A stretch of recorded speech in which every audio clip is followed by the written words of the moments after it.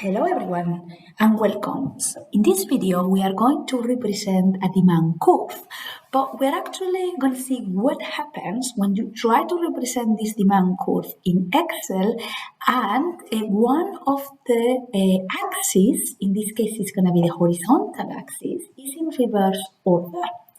You are going to see what I mean in just a second.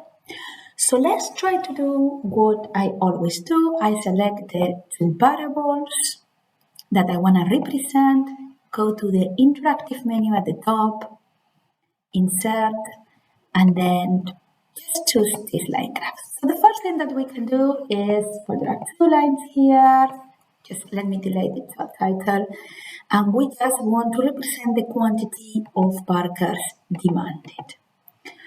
If you go to select data, first of all in the horizontal axis, remember we want the quantity of burgers, and in the vertical axis, what we want is the price of a burger. Let me just see that it's correct, but just in case, let's select the values from 1 to 5. Okay, so I press OK, and see what happens. So first thing, we see that we're going to add axis titles. So you select the graph, you press plus and then say axis titles.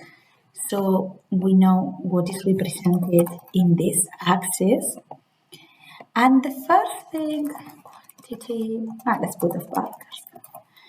The first thing that we realize is what this must not be correct. It's an upward sloping demand curve. We know by the law of the demand that the demand curve should be downward sloping. When the price increases, the quantity decreases. But then if you come here, you realize that the horizontal axis goes from 6 to 0. Well, in reality, you want it from 0 to 6. So that stays you. It is in reverse order of what we actually want. So how can we sort out this problem if you use the type of graph line? Okay, so if this happens, select the numbers in the horizontal axis, right click, and you see here it says format axis.